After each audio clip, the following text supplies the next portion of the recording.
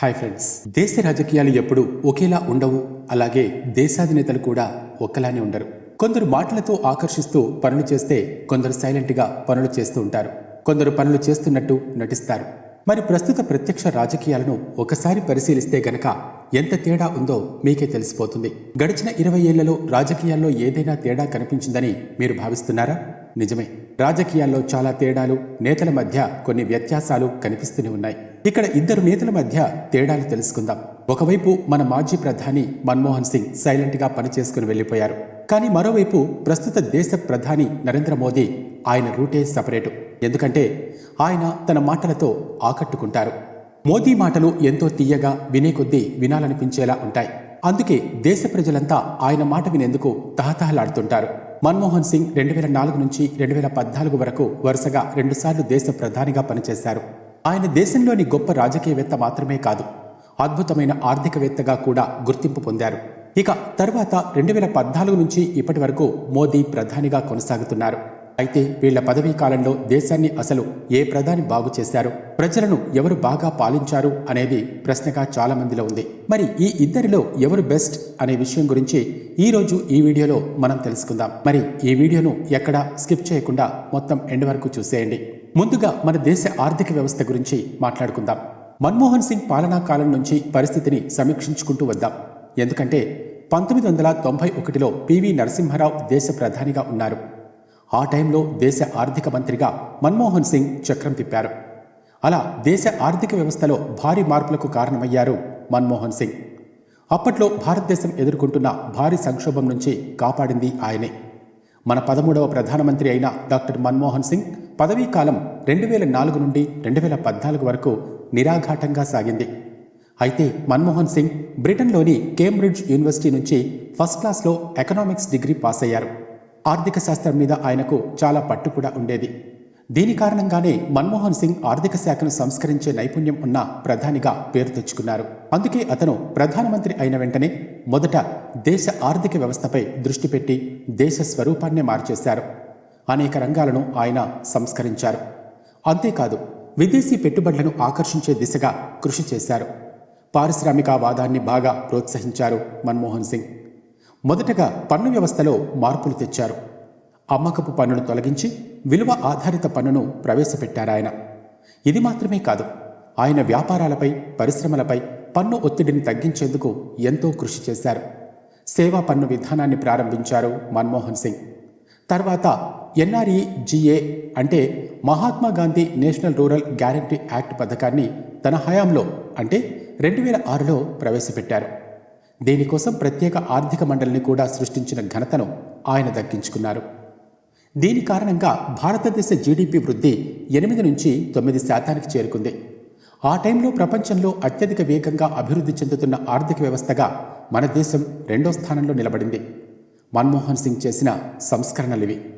ఇక ఇప్పుడు నరేంద్ర మోదీ చేపట్టిన ఆర్థిక సంస్కరణలేంటో చూద్దాం. 2014లో మోదీ దేశానికి ప్రధానమంత్రి అయినప్పుడు భారతదేశపు జీడీపీ 112 కోట్లు కాగా ప్రస్తుత భారత జీడీపీ 272 కోట్లుగా ఉంది. ఆర్థికంగా దేశం ఇంతలా పరుగులు పెట్టడం వెనుక మోదీ ప్రవేశపెట్టిన విధానాలు చాలా పెద్ద పాత్రని పోషించాయి అని చెప్పడంలో అతిశయోక్తి లేదు. మన వ్యాపారాలు కానీ, మన దేశ కరెన్సీ కానీ హై లెవెల్లో పటిష్టంగా ఉండాలంటే దానికి విదేశీ మారక ద్రవ్య నిల్వలు చాలా ఇంపార్టెంట్ అనే విషయం మోదీకి బాగా తెలుసు. అందుకే మోదీ హయాంలో విదేశీ మారక ద్రవ్య నిల్వలు విపరీతంగా పెరిగిపోయాయి. మేక్ ఇన్ ఇండియా పేరుతో 2022 నుండి 2023 మధ్య భారతదేశం వెలుపల 36 లక్షల కోట్ల విలువైన వస్తువులు ఎగుమతులను అనుమతించారు. ఈ విధానాలన్నీ చూసిన యాపిల్ కంపెనీ కూడా భారత్లో వ్యాపారం చేసేందుకు గ్రీన్ సిగ్నల్ ఇచ్చింది. అలా ఇక్కడ ఐఫోన్ల తయారీ ప్రారంభమైంది. ఇది భారతీయ ఆర్థిక వ్యవస్థ సాధించిన అతిపెద్ద విజయంగా పత్రికలన్నీ మోదీ విధానాలను పొగిడాయి. అలా ఎన్నో విదేశీ కంపెనీలు భారత్లో పెట్టుబడులు పెట్టి కంపెనీలు ఏర్పాటు చేసుకోవడానికి ముందుకొచ్చాయి. ఈ భారీ విజయాలతో భారతదేశం ప్రపంచంలో 5వ అతిపెద్ద ఆర్థిక వ్యవస్థగా ఎదిగింది. 2025 నాటికి భారతదేశ జీడీపీని $5 ట్రిలియన్ వృద్ధి చేయటమే తన లక్ష్యమని మోదీ చెప్పారు. కోవిడ్ టైంలో మిగతా దేశాల ఆర్థిక వ్యవస్థలు క్షీణించిపోయాయి. కానీ మన దేశ ఆర్థిక వ్యవస్థ మాత్రం అలాగే పటిష్టంగా టాప్ ప్లేస్లో నిలబడింది అంటే దానికి కారణం మోదీ విధానాలే కావటం విశేషం. ఇక ఇప్పుడు ఉపాధి అంశాల గురించి మాట్లాడుకుందాం. దేశం బాగుపడాలి, బాగుండాలి అంటే, దేశ ఆర్థిక వ్యవస్థ మెరుగ్గా ఉండాలి అంటే నిరుద్యోగం ఉండకూడదు. కానీ ఏ ప్రభుత్వం అధికారంలోకి వచ్చినా దాని ముందు ప్రధానంగా ఉండేది నిరుద్యోగ సమస్యే. మన్మోహన్ సింగ్ హయాంలో కావచ్చు, ప్రస్తుతం మోదీ హయాంలో కావచ్చు, ఈ ఇద్దరు ప్రధానమంత్రులు వాళ్ల పదవీ కాలంలో నిరుద్యోగ సమస్యను ఎదుర్కొన్నవారే. 2009లో మన్మోహన్ సింగ్ రెండోసారి ప్రధాని అయినప్పుడు భారతదేశంలో నిరుద్యోగ శాతం 8.4గా ఉండేది. కానీ మోదీ వచ్చాక అది కాస్త 8కి పడిపోయింది. కానీ 2017-18 ఆర్థిక సంవత్సరంలో మాత్రం నిరుద్యోగ శాతం మాత్రం 6.1 రేటు కంటే ఎక్కువగా ఉంది. ఇన్నేళ్లలో ఇదే అత్యధికమని చెప్పొచ్చు. గత 4 దశాబ్దాలతో పోల్చుకుంటే మాత్రం ప్రస్తుతం భారతదేశంలో నిరుద్యోగం 8.5%గా ఉంది. అంటే భారతదేశంలో నిరుద్యోగం అంతకంతకు పెరిగిపోతోందని దీని అర్థం. ఒకసారి ఈ నిరుద్యోగానికి కారణమైన మూలాల్లోకి వెళ్తే గనక రోజురోజుకు పెరిగిపోతున్న భారతదేశ జనాభా నిరుద్యోగానికి ప్రధాన కారణంగా కనిపిస్తోంది. కానీ 2 ప్రభుత్వాలు పెరుగుతున్న జనాభా గురించి లోతుగా ఆలోచించలేకపోయారు. దాంతో భారతదేశం ప్రపంచంలోనే అత్యధిక జనాభా కలిగిన దేశంగా మారింది. కానీ నిరుద్యోగంలో వెనుకబడి ఉంది. జనాభా పరంగా చైనా వెనుకబడి ఉంది. కానీ అక్కడ నిరుద్యోగ సమస్య లేదు. తలపండిన ఇద్దరు ప్రధానమంత్రులు నిరుద్యోగాన్ని మాత్రం రూపుమాపలేకపోయారు అని తెలుస్తోంది.